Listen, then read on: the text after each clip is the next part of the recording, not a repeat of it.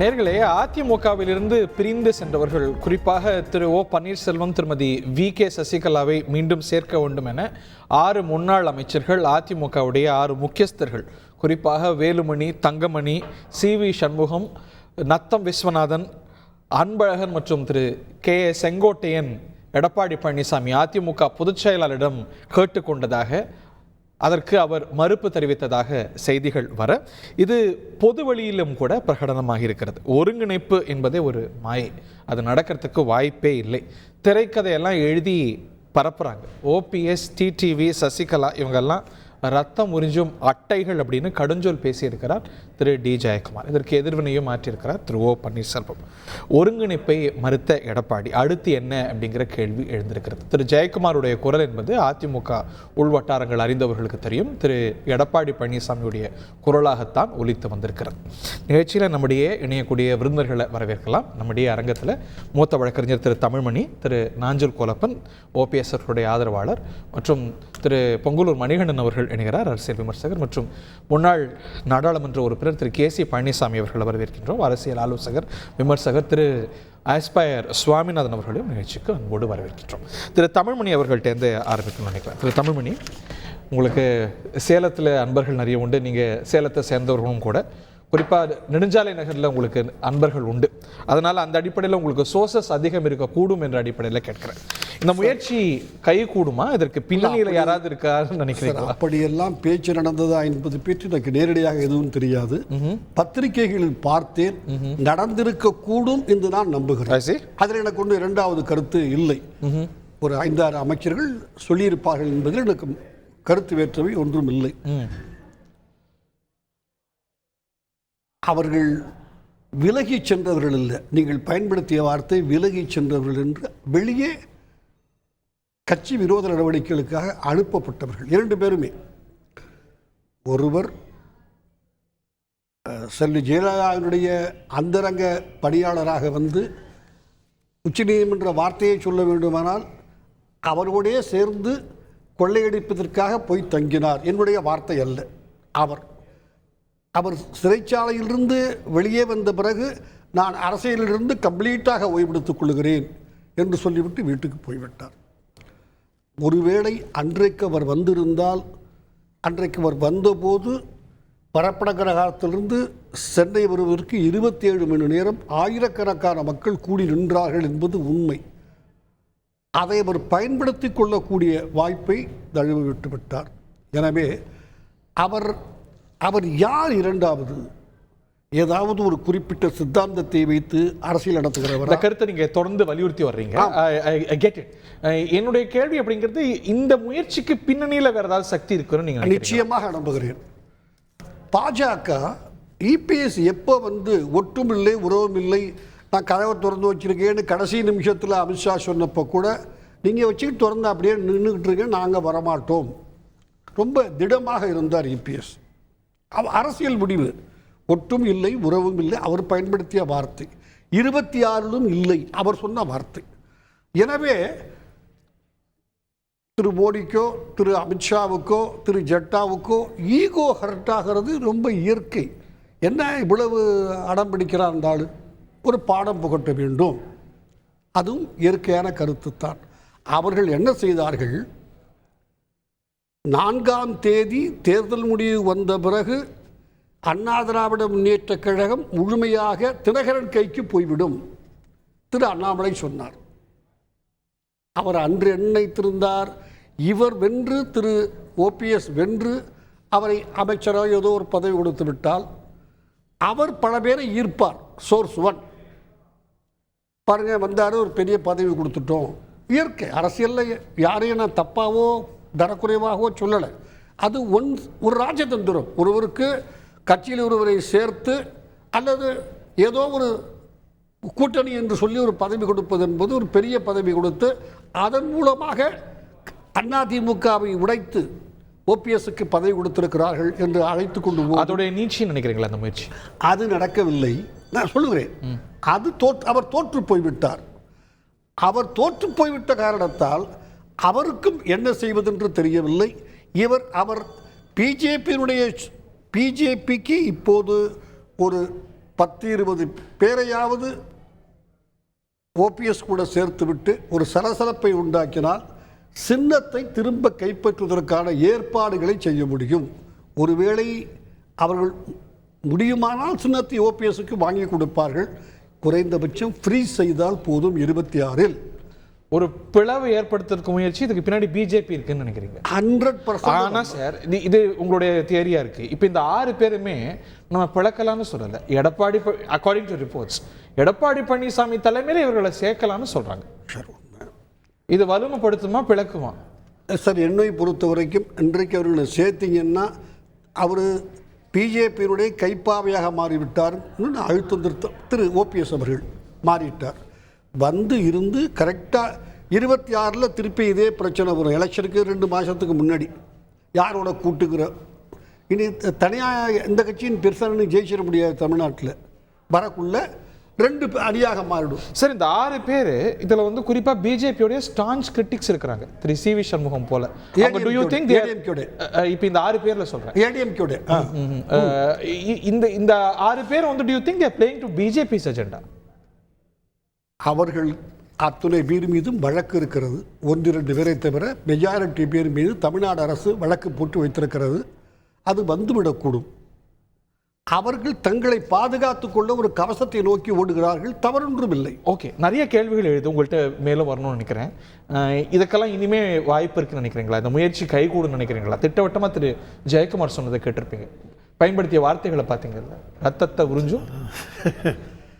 ஜெயக்குமார் சொல்கிறது அண்ணன் வருது செருப்படி பதிலாட்டி அவர் பேச்சல் அவர் வாயில் என்னைக்கு நல்ல வார்த்தை வருதுங்கிறது ஒரே பதிலாக சொல்லிட்டு போயிட்டார். இன்றைக்கி இதே ஜூலை 11 கடந்த போலி பொதுக்குழு கூட்டத்தை நடத்தி இதே நாள் இதே ஜூலை 11 இதே அபகரித்த அதிமுக அபகரிக்க இடைக்கால பொதுச் செயலாளருங்கிறத தான் தோன்றித்தனமாக செயல்பட்ட இதே நாளில் தான் அவர் ஜெயக்குமாரை விட்டு பேச சொல்கிறார். ஜெயக்குமார் அவர் எதுக்காக பேசுகிறாரு, ஏன் பேசுகிறாரு? தன்னை திமுக கூட போட்டியாக பேசினார். ஸ்டாலின் அவர்களை என்னோட தொகுதியில் நிற்க சொல்லுங்க பார்ப்போம் ஆனாரு. கடைசியில் திமுகவில் முகம் தெரியாத ஒரு நபரை அவர் விட்டார். அங்கே இங்கே வாங்கின ஓட்டு கிட்டத்தட்ட 28,000 ஓட்டு பின்தங்கிய நிலைமையில வாங்கி தோல்வியை கண்டது. நீங்க ஜெயிச்சிட்டீங்களா? இல்லைங்க, 28,000 ஓட்டு நான் சொல்றேன் 2021 ஜெயக்குமார் வாங்கினது. ஸ்டாலின் அவர்களை எடுத்து வாய்ச்சவடால தானே பேசினாரு. அவரோட வாயை பத்தி சொல்றேன், அவரோட வாயோட. ரெண்டாவது, அவர் பையனுக்காக பிஜேபியை வரக்கூடாதுங்கிறதுக்காக உடைச்சாரு. அவங்க பையன் 3.5 லட்சம் ஓட்டில் தோத்து போனாப்புல டெபாசிட் காலி சார். அவர்லாம் சொல்றத இந்த இயக்கத்தில் அவர் எங்க இருக்காருன்னே தெரியல. சும்மா மைக்கு முன்னாடி பேட்டி கொடுத்துட்டு போயிட்டு இருக்காரு. வழியா தெரியும், எல்லாருக்கும் தெரியும். எடப்பாடி பழனிசாமியுடைய கருத்து தான் அவர் எதிரொலிக்கிறார் அப்படின்னு. சோ இந்த இணைப்புக்கெல்லாம் வாய்ப்பே இல்லை அப்படிங்கிற சார். இன்னைக்கு கூட 6 பேர் நீங்க சொன்ன 6 பேருமே இன்னைக்கு கூட எடப்பாடி கிட்ட இந்த ஜெயக்குமார் பேசுனதுக்காக சண்டை போட்டுருக்காங்க சார். நீங்க அந்த இடத்திலே பாருங்க. நான் சொல்றேன், அந்த இடத்திலே நீங்க பாருங்க. பேட்டி கொடுத்துட்டு இருக்கும் போதே பாருங்க, கோகுலந்தரா எழும்பிடுவாங்க. அவரு அந்த வாலாஜா பார்த்து கணேச டக்குன்னு எழும்புவாங்க, திரும்பி உட்காருவாப்புல. நீங்க உட்கார்ந்துட்டு இருக்கிற ஆளை எழும்புவாங்க. ஆனா அவர் பையனை மட்டும் சேர் போட்டு பக்கத்தில் உட்கார வைப்பாரு பாருங்க. வாரிசு அரசு இல்லையா? அது வாரிசு அரசு இல்லையா? ஆனால் நீங்கள் பேசிகிட்டே இருக்கும்போது கோகுலந்தரெல்லாம் பார்த்தீங்கன்னா எழும்பியிருப்பார். ஏன்னா அங்கேருந்து தகவல் வருது, எதுக்கு உட்காந்துட்டு இருக்கா அவர் ஏடா கூடமா சொல்லுவார் அங்கிற ஒரு தகவல் இன்ஸ்ட்ரக்ஷன் வரதுனால அவங்களும் எழும்புறாங்க. உண்மை அதுதான். இன்னைக்கு மத்தியானம் நடந்திருக்கு சார். இன்னைக்கு அந்த 6 பேருமே எங்களுக்கு வந்த தகவல் பிரகாரம் அந்த 6 பேருமே இன்னைக்கு எதுக்கு நீங்கள் எங்களுக்கு ஒரு 15 நாள் டைம் கொடுத்துருக்கீங்க. எடப்பாடி பழனிசாமி ஒரு 15 நாள் டைம் கொடுங்க, இந்த மாவட்டத்தை எல்லாம் கூப்பிட்டு வச்சு பேசிக்கிட்டு முடிவெடுப்போம்னு சொல்லியிருக்கீங்க. அதுக்குள்ள ஜெயக்குமாரை விட்டு ஏன் பேசுறீங்க? இந்த மாதிரி ஒரு பேச்சு காரியங்கள் 6 பேர் அதிமுககாரங்க. அதிமுக விசுவாசிகள், அதிமுகவோட உணர்வுபூர்வமா இருக்கிறவங்க சார். நான் ஒரே ஒரு உதாரணத்தை சொல்லேன் சார். 1980 அந்த நாடாளுமன்ற தேர்தலில் 80 நாடாளுமன்ற தேர்தலில் 2 தொகுதி தான் அதிமுக வெற்றி பெற முடிஞ்சது புரட்சித் தலைவர் காலத்தில். அவர் உடனே என்ன பண்றாரு தெரியுமா? அந்த தோல்விக்கு பொறுப்பேற்று நாவலர் நெடுஞ்செழியனை பொதுச் செயலாளரை உட்கார வைக்கிறார் சார். உட்கார வச்சு திரும்பி அதே மக்களுக்கு தொண்டர்களும் ஆகா தலைவன் உதாரணம் சொல்லும் போது அடுத்த ஒரு மாபெரும் வெற்றி. இவர் தோல்விக்கு பொறுப்பே எடுக்க மாட்டேன்னு சொல்றாரு. ஆரம்பத்துல இருந்து ஆர்கே நகர்ல தோத்ததுல இருந்து முதல்வராக இருக்கிற காலத்துல இருந்து இன்னும் அவரோட ஆர்கே நகருக்கு அவர் மட்டும் பொறுப்பாக்குறீங்க, ஒருங்கிணைப்பாளர் இருந்து நீங்க அப்படி போக முடியாது சார். தமிழக முதல்வர் கையில ஒரு இடைத்தேர்தல் வருது சார். சார் தமிழக முதல்வராக இருக்கும் பொழுது கட்சியுடைய நம்பர் 1 யார், ஒருங்கிணைப்பாளர் யார்? சரி சார், ஏதோ 8-10 தேர்வுக்கு அவர் தான் பொறுப்பு. சரி சார், ஆர்கே நகர் அவர்தான் தமிழக முதல்வர். 2024 தேர்தல், அதுக்கு முன்னாடி ஈரோடு தேர்தல், அது மட்டும் தான் அவர். ஒரு நிமிஷம், இந்த பதிலுக்கு நான் சொல்ல வேண்டிய கடமை. நீங்க எல்லாம் எடுத்து வச்சு பாருங்க. கட்சியில முதல்வர்னா முதல்வர் பேரை முதல்ல போடணும். எடப்பாடி பழனிசாமி அடுத்தல துணை முதல்வர் பேரை போடணும். ஆனா கட்சியில எது நடந்தாலுமே எடப்பாடி பழனிசாமி பேரை போட்டுட்டு தான் ஓ பன்னீர்செல்வத்தை போடுவாங்க. ஒருங்கிணைப்பாளரை 2ஆம் கட்டமா தான் போட்டிருந்தாங்களா ஒழிய இணை ஒருங்கிணைப்பாளரை மேல போட்டு தான் எல்லா நிகழ்வுகளும் கட்சி நிகழ்வு நடந்தது, அரசு நிகழ்ச்சிகளும் நடந்தது சார். அப்ப நீங்க பாத்துட வேண்டியது யார் தலைமையில அந்த கட்சி நடந்திருக்கு, யார் சார். நான் உள்ள இருந்தவன், எனக்கு நல்ல தெரியும். நான் வந்து மாவட்ட செயலாளர் பணம் கட்டினேன், எம்பிக்கு பணம் கட்டினேன், எம்எல்ஏக்கு பணம் கட்டினேன், மாவட்ட செயலாளருக்கு பணம் கட்டினேன். எங்கேயாவது ஒரு நேர்காணல் ஒரு அண்ணன் ஓபிஎஸ் அவர்கள் தலைமையில் நடந்துச்சு சொல்ல சொல்லுங்க. இல்லையா? இல்ல அங்க இருக்கிறவங்களே கேட்க சொல்லுங்க. அவரா கூப்பிடுவாரு, பேசுவாரு, எல்லாரும் அங்க. இப்ப கூட அதான் நடக்குது. ஆய்வுன்னு சொல்றது நீங்க எல்லாரும் ஒற்றுமையா இருக்கீங்க, அங்க இங்க இருக்கிறவங்க எல்லாத்தையும் சமாதானமா போயிடுங்க, அவ்வளவுதான். அதுக்கு என்ன வேண்டிய உதவியோட பண்ணி கொடுத்துட்டு போயிடுவாரு. இதுதான் நடக்கும் சார். வேற வந்து இவர் தலைமையில பொறுப்பே எடுக்க மாட்டாரு. இவர் வந்து நான் வந்து இந்த தோல்விக்கு பொறுப்பு எடுக்க மாட்டேன். பொதுச் செயலாளர் பதவியை கொண்டு வரலன்னா அது ஏத்துக்கிட்டே இருந்திருப்பார், அவ்வளவுதான். யாரு சார்? இல்ல சார், நான் இன்னொன்னு கேட்கிறேன் சார். இதை விடுங்க. 2019 அவர் முதல்வர், அவர் தான் மாவட்ட செயலாளர். அதான் இந்திய வரலாற்றிலே ஒரு மாவட்ட செயலாளர் முதலமைச்சராக இருக்கிறாருன்னா அது வந்து எடப்பாடி பழனிசாமி தான். அவர் சேலம் புறநகரில் 2 இதையும் அவரே தான் பார்த்துட்டு இருந்தாரு. அவரோட சொந்த தொகுதியில் 9000 ஓட்டு தோத்து போனார்களா? 10 தோல்வியை விடுங்க, தோத்து போனார்களா? உள்ளாட்சி தேர்தல் அவரோட சொந்த வார்டுல கவுன்சிலர் யாரு தோத்து போனார்களா? அப்ப அதெல்லாம் தோல்வி இல்லையா? தோல்விங்கிறது வந்து தான் இருக்கிற இடத்துல தன்னை நம்பி இருக்கிறவங்களும் எல்லாரையும் ஜெயிக்க வச்சு. தேனியில தோத்து தோல்வி இல்லையா? இல்ல சார், தேனியில சார் 40ல நீங்க அப்படி பார்க்க போனா 40ல ஒரு தொகுதி தேனியில வெற்றி பெற்று காட்டுறாரு சார். அதுல சட்டமன்ற தொகுதியில என்ன வேலை பாத்தீங்க? எந்த சட்டமன்றத்துல? கூடவே இடைத்தேர்தல் நடந்தது. இந்த கேண்டிடேட் உடாதீங்கன்னு சொல்றாரு. தேர்தல்ல ஜெயிச்சீங்களே, தேனியில உட்பட்ட சட்டமன்ற இடைத்தேர்தல்ல கவனம் வந்து இந்த கேண்டிடேட் உடாதீங்கன்னு சொல்றாரு சார். இவரு வந்து நான் தான் போடுவேன். எங்க சார் நான் இவ்வளவு பேசுறீங்களா? தென் மாவட்டத்துல எங்க மாவட்டத்துல 6 தொகுதி சார்.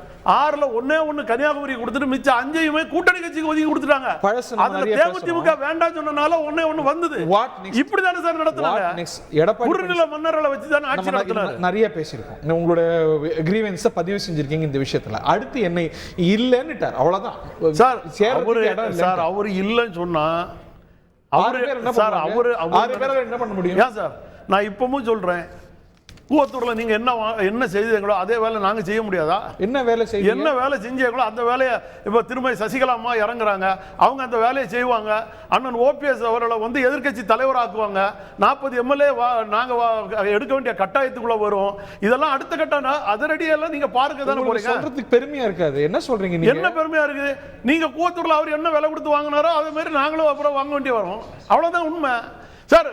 சார் நீங்க சொல்றதுக்கு சார் நான் என்ன சொல்றேன், மயிலே இறகு போடுனா இறகு போட முடியலன்னா புடிக்கிதான் சார் எடுக்க முடியும் சார். எம்எல்ஏ விலைக்கு வாங்குவேன்னு சொல்வது அவமானம் சார். சார் அப்படிதானே சார், நீங்க விலைக்காதானே சார் உட்கார்ந்து இருக்கீங்க. நீங்க அப்படிதானே உட்கார்ந்து இருக்கீங்க. கட்சியை பார்க்க மாட்டேங்கீங்களா?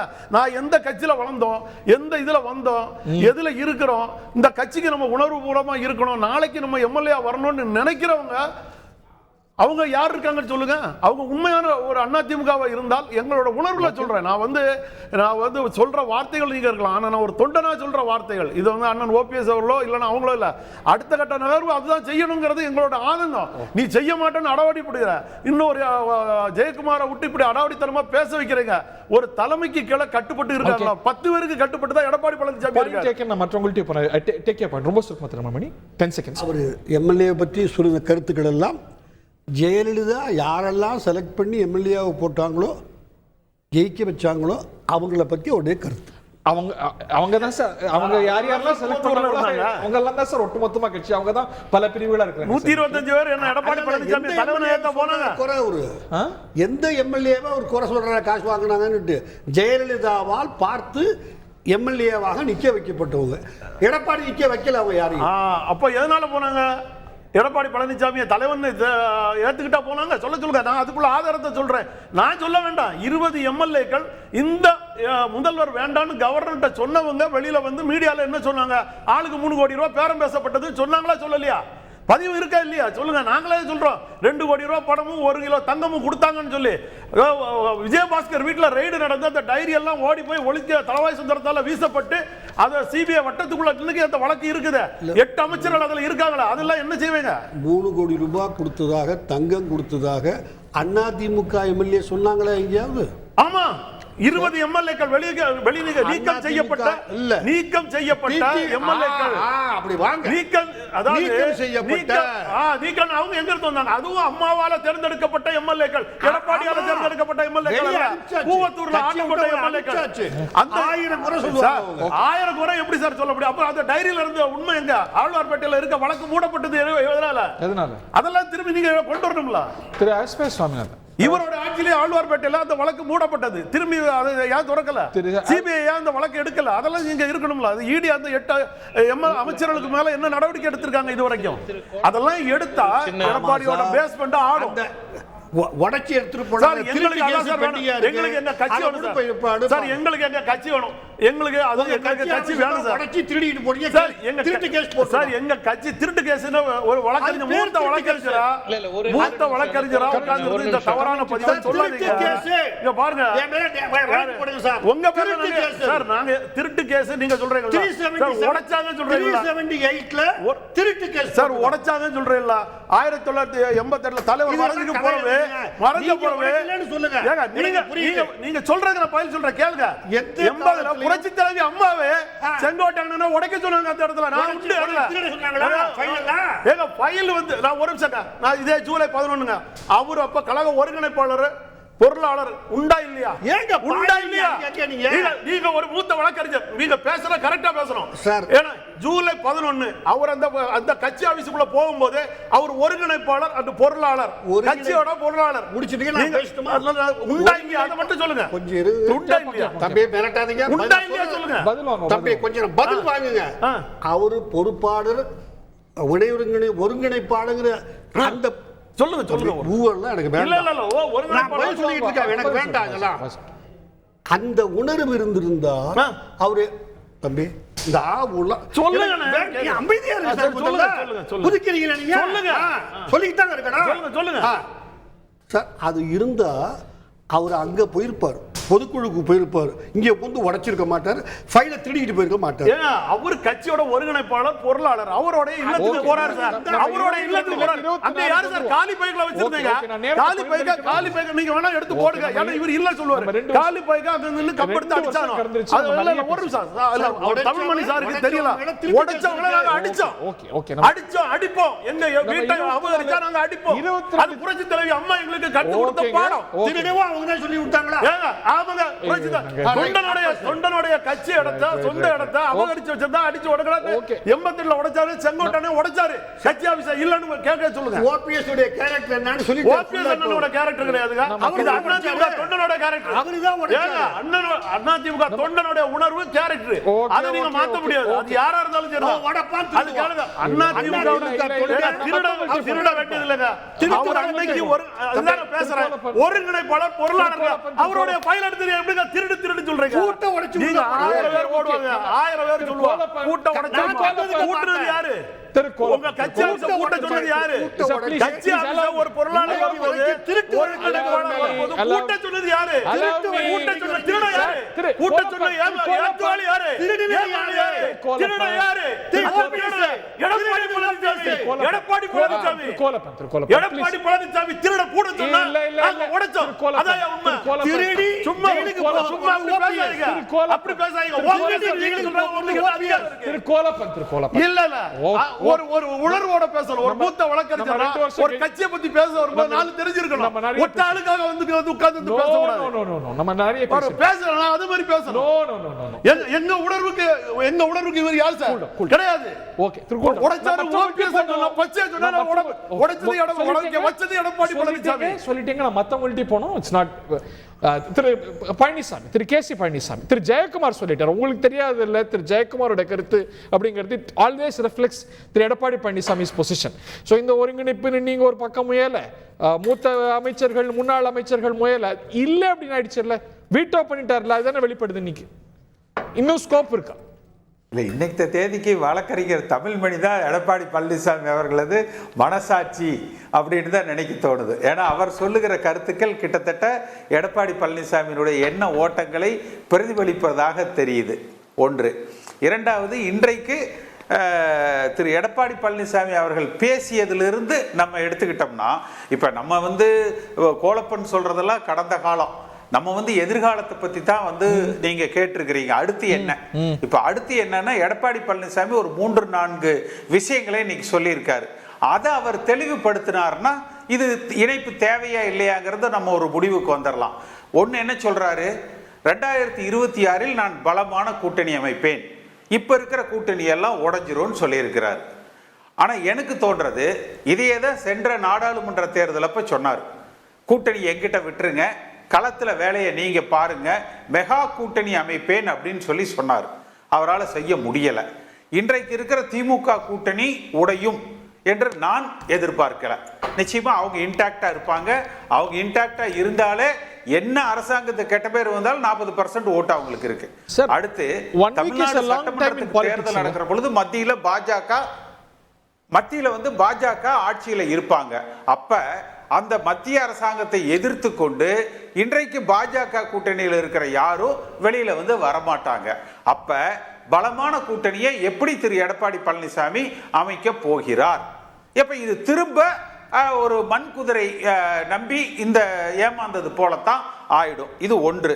ரெண்டாவது, தோல்விகளிலிருந்து நாம் பாடம் கற்றுக்கொள்வோம் அப்படின்னு இப்பவே 10 தோல்வி ஆயிடுச்சு. அப்ப இன்னொரு 10-15 தோல்வி வேணுமா பாடம் கற்றுக்கொள்வதற்கு? அப்ப இன்னொரு 15-20 வருஷம் ஆகணுமா? அடுத்து என்ன சொல்றாரு, புரட்சி தலைவர் எம்ஜிஆரே 80ல தோற்றார், ஆனா அடுத்து சட்டமன்றத்தில் வென்றார் அப்படின்னு. ஆனா புரட்சி தலைவர் எம்ஜிஆர் ஆட்சி டிஸ்மிஸ் செய்யப்பட்டது. அவர் மக்களிடத்துல சென்று நான் என்ன தவறு செய்தேன், எதற்காக என் ஆட்சியை கலைத்தார்கள் என்று கேட்டார். மக்கள் ஏற்றுக்கொண்டார்கள். ஆனா அந்த 80க்கு பிறகு பார்த்தீங்கன்னா கிட்டத்தட்ட இப்ப 45 ஆண்டு காலத்துல ஒரு 10 நாடாளுமன்ற தேர்தல் எடுத்துக்கிட்டீங்கன்னா 8-9ல யார் அந்த நாடாளுமன்றத்தில் வெற்றி பெறுகிறார்களோ அவர்கள் தான் அடுத்து வர்ற சட்டமன்ற தேர்தலில் வெற்றி பெற்றிருக்கிறாங்க.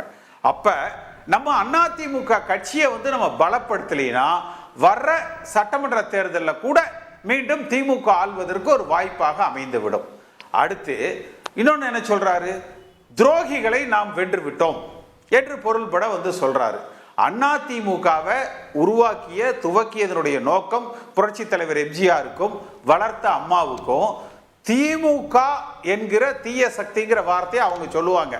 திமுகவை வெல்வதற்கு ஆஃப் லேட் அம்மா சொன்னது மோடியா லேடியான்னு பாஜகவை வெல்வதற்கு. அப்ப நம்முடைய நோக்கம் திமுகவை வெல்வது, பாஜகவை வெல்வதா, இல்ல உட்கட்சியில் இருக்கிறவர்களை நான் வெற்றி கொண்டு விட்டேன் என்று சொல்வதா? அது பார்க்கணும். அடுத்து பிஜேபியிலிருந்து நம்ம விலகி வந்துட்டோம், அடுத்து வர்ற சட்டமன்ற தேர்தலில் சிறுபான்மையினர் நம்மை நம்புவாங்க, நமக்கு வாக்களிப்பாங்க அப்படிங்கிறது. இது ஒரு ஹைப்பாத்தட்டிக்கலா தெரியுது. அது எந்த அளவுக்கு அந்த சிறுபான்மையினர் வாக்குகளை அல்லது பொதுவாகவே வாக்குகளை கவருகிற சக்தி பெற்றவராக திரு எடப்பாடி பழனிசாமி இருக்கிறார் என்பது தெரியல. இப்ப சமீபத்தில் நடந்த இந்த விக்கிரவாண்டி தேர்தலில் கூட பார்த்தீங்கன்னா மத்திய பிரதேசத்துல இந்தூர்ல காங்கிரஸ் அந்த இடத்துல போட்டியிட முடியல. அப்ப உடனே காங்கிரஸ் தலைவர் என்ன அறிவிச்சாங்க, எங்களுக்கு வாக்களிக்க விரும்புகிறவர்கள் நீங்க நோட்டாவுக்கு வாக்களிச்சிருங்க என்று அவர்கள் அறிவித்தார்கள். சுமார் 2.5 லட்சம் ஓட்டுகளை பெற்றார்கள். அதே பாணியில திரு எடப்பாடி பழனிசாமி அறிவித்தார், எல்லோரும் தேர்தலை நம்ம புறக்கணிச்சிருவோம் சொல்லி. ஆனால் அப்படி அறிவித்ததற்கு பிறகு 82.5% போலிங் ஆயிருக்குது. அப்ப எபோவ் ஆவரேஜ் வழக்கமா 75% தான் வாக்கு பதிவுகள் நடக்கும். 82% போது இல்ல அப்ப எடப்பாடி பழனிசாமியினுடைய அந்த வார்த்தைகள் ஒரு பெரிய அளவுல தாக்கத்தை ஏற்படுத்துவதாகவோ வாக்காளர்கள் ஏற்றுக்கொள்வதாகவோ இல்ல. ஆனா எடப்பாடி பழனிசாமி இருக்கிற ஒரு நியாயமான ஒரு நியாயமான காரணம் அவர் வெளிப்படுத்தியது. ஓகே, அதாவது ஒருவேளை இப்ப அண்ணாமலை வந்து சென்ற தேர்தலில் பிரச்சாரத்தில் சொன்னாரு, ஜூன் 4ஆம் தேதிக்கு பிறகு ஓபிஎஸ் கைக்கு அதிமுக கட்சி வந்துரும், தினகரன் கைக்கு அதிமுக கட்சி வந்துரும்.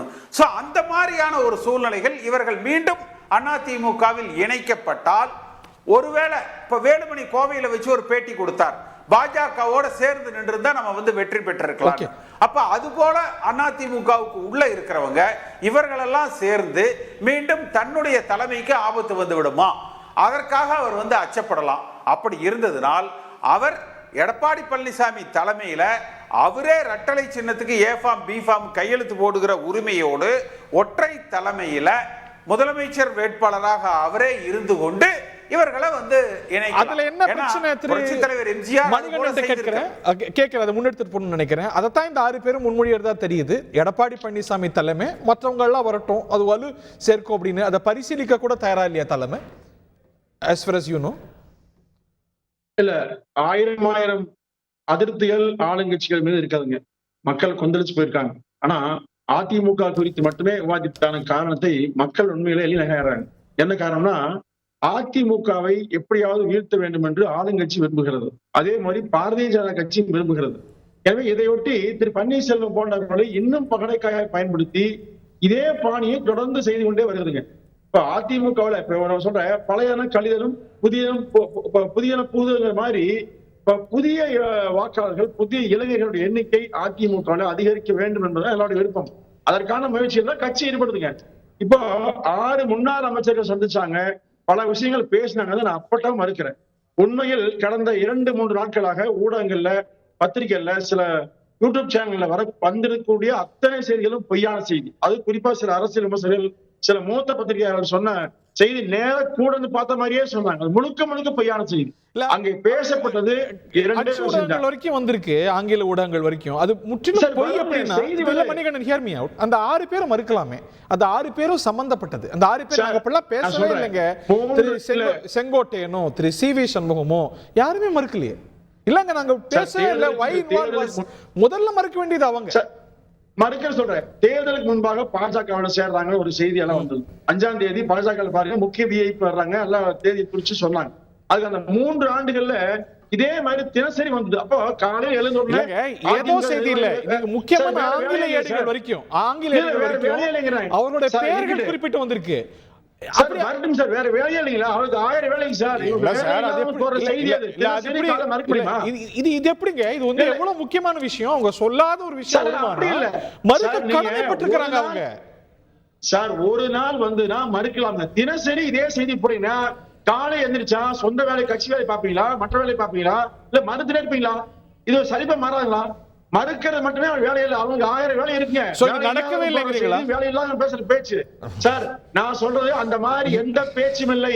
எடப்பாடியாருடைய தலைமை மீது ஒரு இம்மியளவு கூட யாரும் குறை சொல்லியோ, குற்றம் சாட்டியோ, கேள்வி எழுப்பியோ பேசவே இல்லை, பேச மாட்டாங்க.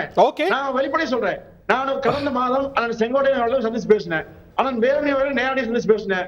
அவர்களோடு இது கொடுத்து நேரம் விவாதிச்சு அவர்கள் சொன்ன கருத்து எல்லாம் வேறு தவறான செய்திகளை ஊடகங்கள்ல எல்லாரும் பரப்புறாங்க. நான் சொல்றது ஒற்றுமை பற்றிய மற்றவங்க பேச தப்புன்னு சொல்ல. அதாவது அதிமுக வலிமையாக இருக்கிறது. ஏன்னா கடந்த 3 ஆண்டுகள்ல அதிமுகவை வீழ்த்த வேண்டும் என்று பாஜக முனைப்போடு இருந்ததுங்க. திமுக அதிவேகமாக இருந்தது. 2 பேரும் மறைமுகமாக கைகோர்த்துக் கொண்டு எடப்பாடியார் தலைமையில அதிமுக ஒன்றுபட்டு நிற்கிறதுங்கிற அந்த கோபத்துல, அந்த வேகத்துல இந்த மாதிரியான வியூகங்களை உருவாக்கி, இந்த மாதிரி செய்திகளை பரப்பி, அதிமுக குறித்து விவாதத்தை உருவாக்கி தொண்டர்கள் மத்தியில மன உணர்ச்சி உருவாக்குறாங்க. இதுதான் நடக்குது ஒழிய அதிமுக எந்த குழப்பம் வராதுங்க, குழப்பம் இல்ல. மீண்டும் வரேன். திரு எஸ்பர் சுவாமிநாதன், மணிகண்டன் உறுதியா சொல்றாரு இது நடக்கவே இல்லை, இது செய்தியா போலியா பரப்பப்படுது, இதுக்கு பின்னாடி பிஜேபி இருக்கு அப்படிங்கிறார். திரு தமிழ்மணியோட அனாலிசிஸ் கேட்டிருப்பீங்க, இது நடந்திருந்தா இதுக்கு பின்னாடி பிஜேபி இருக்கு அப்படிங்கிறார். Is there a BJP angle to it?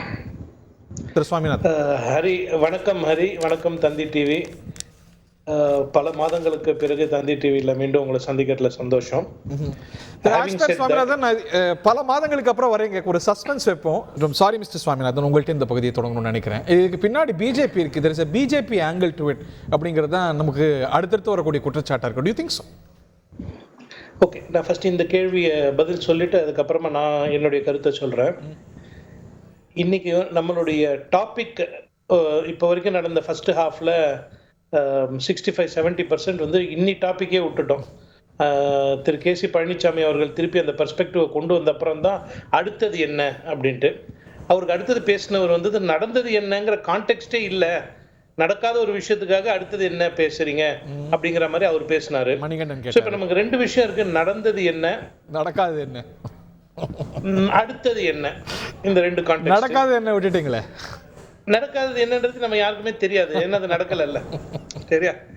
So நடந்தது என்ன அப்படின்றது வந்து ஒவ்வொருத்தர் ஒவ்வொரு மாதிரி சொல்றாங்க. But we will go with the popular media stories that இந்த மாதிரி போயிருக்கிறாங்க, அவர்கிட்ட அப்ரோச் பண்ணியிருக்கிறாங்க. இன்னைக்கு அதுக்கான வாய்ப்பே இல்லைன்னு திரு ஜெயக்குமார் அவர்கள் திட்டவட்டமா சொல்லிட்டாங்க அப்படின்ட்டு. அண்ணா திமுகக்கும் சரி திமுகக்கும் சரி எது நடந்தாலும் தமிழ்நாட்டுக்கு அது ரெலவெண்டா இருக்கான்னா ரொம்ப ரெலவெண்ட்.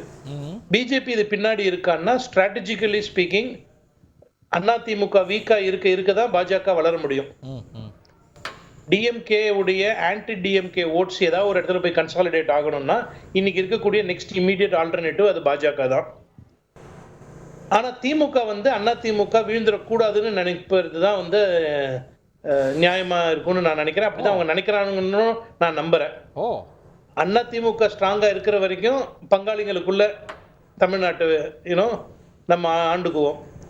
மூணாவதா வெளியில இருந்து ஒரு ஃபோர்ஸ் வேண்டாம் அப்படிங்கறதுல வந்துதான் ஒரு இதுவா இருப்பாங்க அப்படிங்கிறது என்னுடைய யூகமா இருக்கு. பாருங்களேன், இந்த இதுல அதிமுகவும் பாஜகவும் பிரிஞ்சிருந்தாங்க. பாஜக ஓரளவுக்கு அதிமுக ஓட்டு எடுக்க அதோட பலனாளி திமுக வந்தது இல்ல. ஓட்டு பிரியுது 2024 அதோட பலனாளி திமுக. 2019 பிரிந்ததனால் சேர்ந்ததனால் தோற்றார்கள். 2021 சேர்ந்ததனால தோற்றார்கள். 2024 பிரிந்ததனால தோற்றார்கள் அப்படிங்கிறது தான் statistically and mathematically the truth. Statistically பார்த்தா மூணுத்திலே பலனாளி திமுகவா இருந்திருக்கு. கண்டிப்பா, அப்சல்யூட்லி. அதுதான் ஊரு ரெண்டு பத்தா அப்படின்ற அந்த பழமொழி மாதிரி அந்த அப்போசிஷன் உடையும் பொழுது arithmetically it automatically favours that 1%. Alright, இப்போ நடந்தது என்னன்றது விட்டுருவோம். அடுத்தது என்ன? எடப்பாடி அவர்கள் திட்டவட்டமாக இல்லை அப்படின்னு சொல்றாரு. இந்த ஒன்றிணைவது ஒருங்கிணைப்பது அப்படின்னா யார சொல்றோம் அப்படிங்கறதுல ஒரு கிளாரிட்டியே இல்ல. ஃபர்ஸ்ட் தொண்டர்களா தலைவர்களா? தொண்டர்கள் எல்லாம் ஒன்றிணைஞ்சாதான் அதிமுக வாக்கு கிடைக்குமா, தலைவர்கள் எல்லாம் ஒன்றிணைஞ்சாதான் வாக்கு கிடைக்குமா? இதுக்கு ஒரு பெரிய கிளாரிட்டி வேணும். ஒரு பக்கம் தலைவர்கள் தானே தொண்டர்களை வச்சிருக்காங்க, தொண்டர்கள் தனித்தனியா லூசா சேர்த்துக்கலாம்ல. அது என்மாசா சேரணும்னா தலைவர்கள் சேரணும், அவங்களுக்கு பின்னாடி தான் தொண்டர்கள் இருக்காங்க. இப்போ இதுக்கு சொல்யூஷன் என்ன? இந்த இடியாப்ப சிக்கலுக்கு நான் சொல்ற இந்த 1-2 பாயிண்ட் கன்சிடர் திஸ். ஏ, திரு எடப்பாடி அவர்கள் பொதுக்குழுவால் நீக்கப்பட்டவர்களை தவிர பாக்கி யார் வேண்டுமானாலும் மீண்டும் அதிமுகவுக்கு வரலாம், நாங்க வந்து we will welcome you with a warm இது அப்படின்னு ஒரு அறிக்கை விட்டால், அது திருநாவுக்கரசரா இருக்கலாம், மைத்ரேயனா இருக்கலாம், திரு கேசி பழனிசாமியா இருக்கலாம், பொதுக்குழுவால் நீக்கப்பட்டவர்கள் சொல்றீங்க இல்ல, அவரு அதிமுக போனவர் தானே, அதுக்காக சொல்றேன். அதிமுகல இருந்து போனவங்க எல்லாருமே இந்த பொதுக்குழுவால வரலாம்னு பேச்சு இருக்கு. காங்கிரஸ் நொந்து போயிருக்காரு, வரலாம்னு பரவலாக பேசப்படுகிறது அதிமுக. ஆமா சார். சரி, எனக்கு தெரியாதது நான் ஏதோ எதேச்சியா சொன்னேன். சரிங்களா சார்? இல்ல சார், நான் என் காதுல ஒண்ணுதான் சொன்னேன், எதேச்சியா சொல்லல. நான் எதேச்சியா சொன்னேன்னு சொல்றேன். இப்பொழுது இந்த சிக்கல் இல்ல, திரு எடப்பாடி அவர்கள் தன்னுடைய செயல்ல என்ன பண்ணணும்னா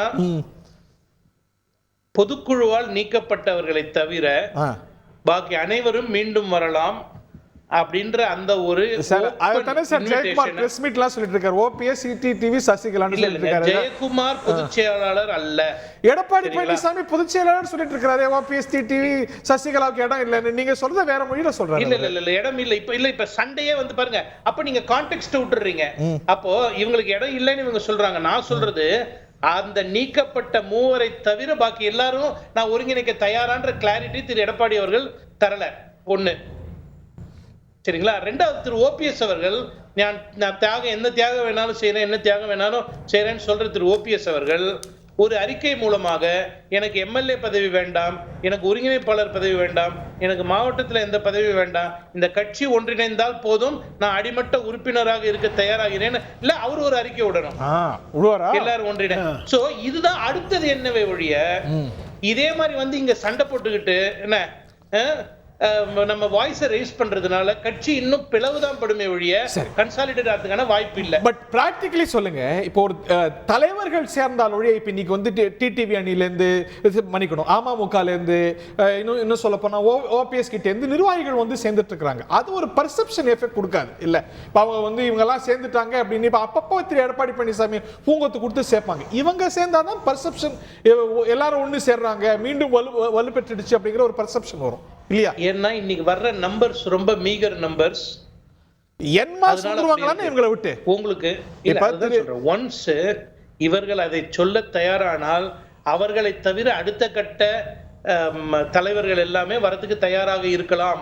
நாம அங்க போனா நமக்கு அந்த உரிய மரியாதை கிடைக்காதோ, ரெகக்னிஷன் கிடைக்காதோ அப்படின்ற ஒரு பயத்தில் கூட இங்கேயே இருக்கிறது. பெரும்பாலான மாவட்ட செயலர்கள் வந்தாலும், பெரும்பாலான ஆதரவாளர்கள் வந்தாலும் இவங்க மீண்டும் இணையும் போது கிடைக்கக்கூடிய ஒரு பர்செப்ஷன் கிடைக்குமா?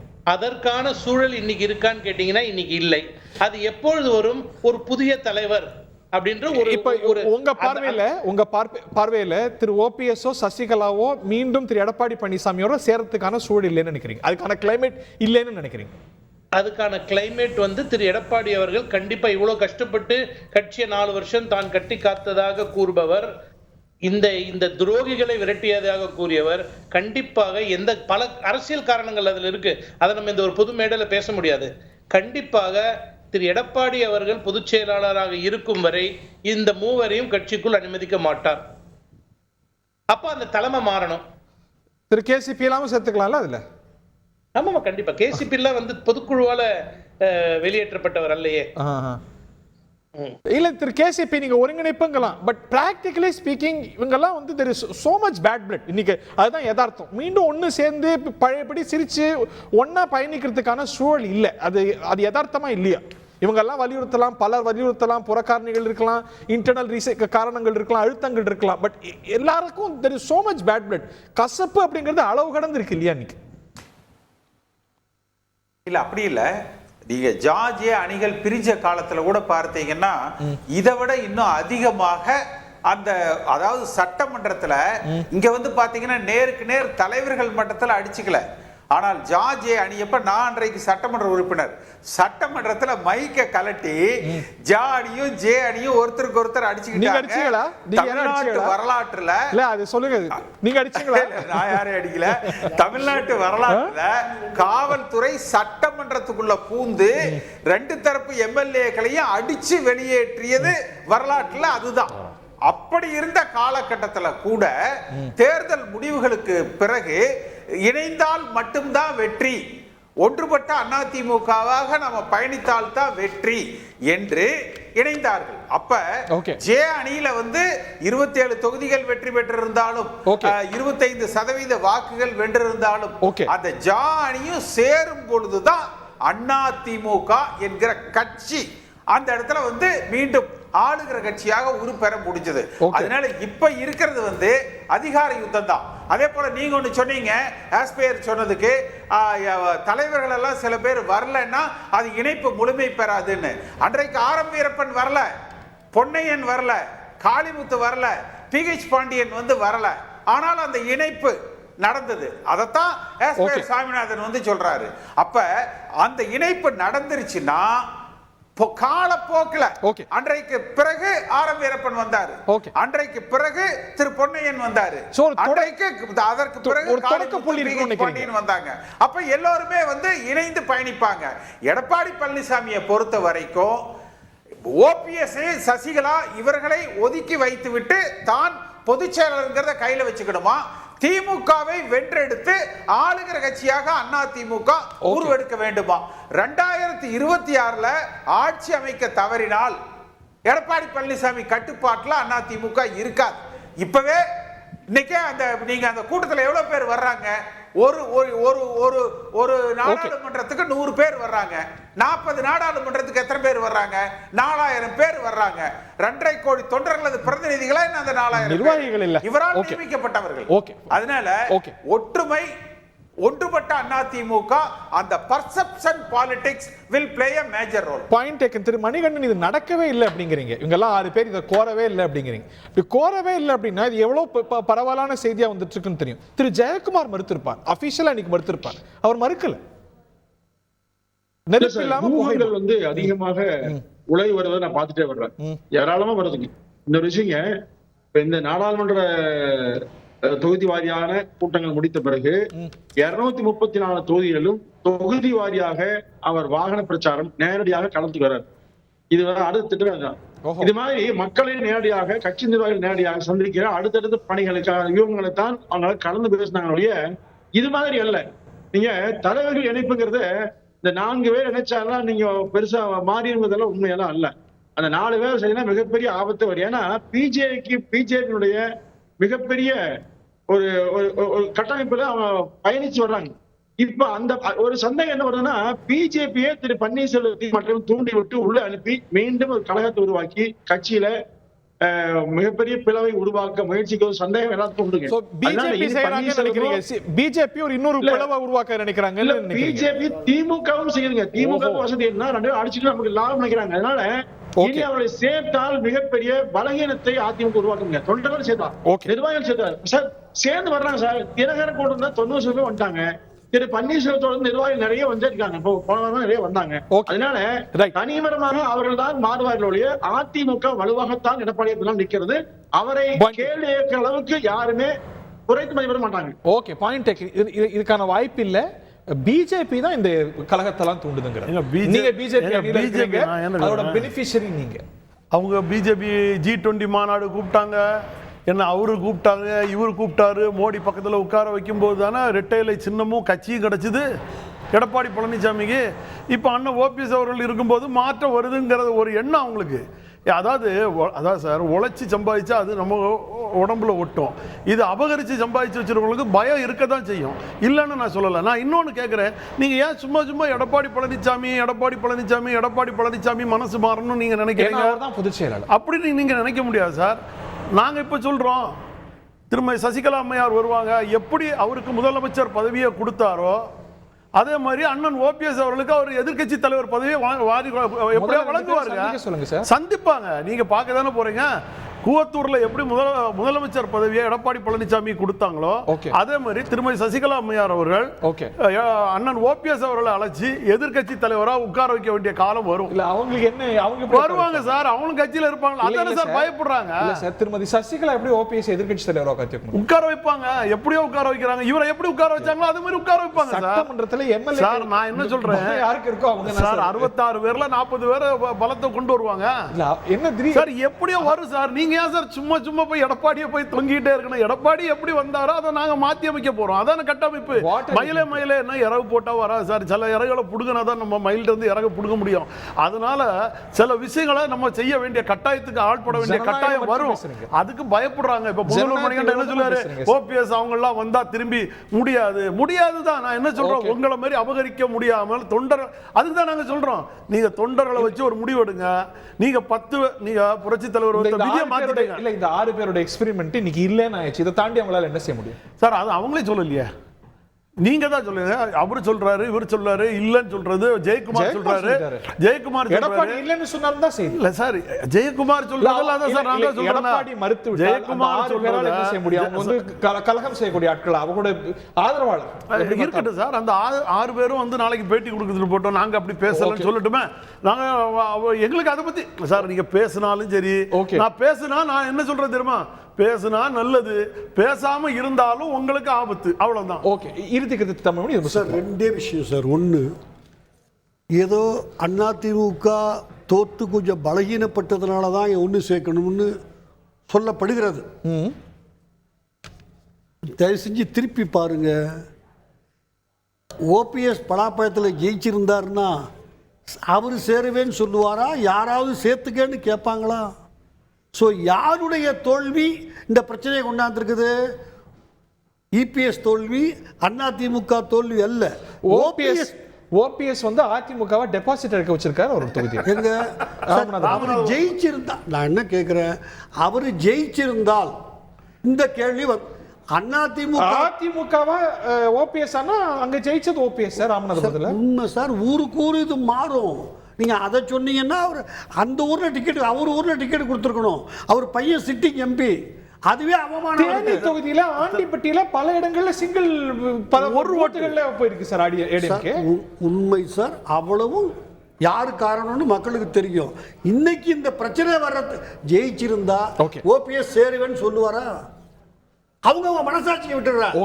ஓபிஎஸ் ஜெயிச்சிருந்தா இல்ல டைம் இல்ல சேர்த்து அண்ணாதி கோல்னு கேட்டாரு. அவர் ஜெயிக்கிறதுக்காக தான் சார் வந்து சுயேட்சையா போய் நின்னாரு. ஓகே, இறுதி கருத்து, sum of your thoughts sir.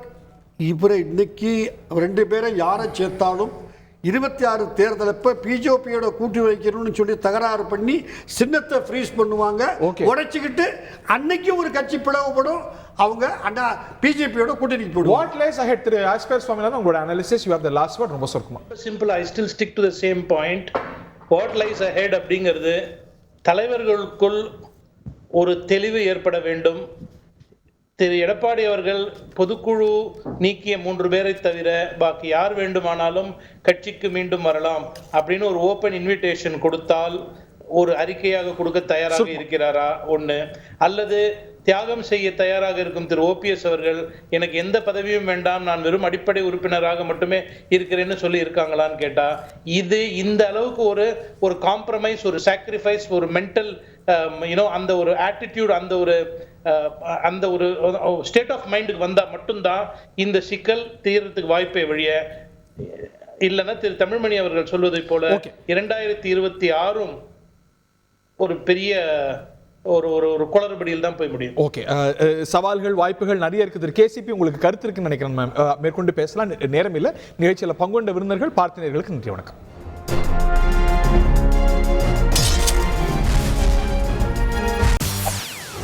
செய்திகளை உடனுக்குடன் தெரிந்து கொள்ள உடனே சப்ஸ்கிரைப் பண்ணுங்க.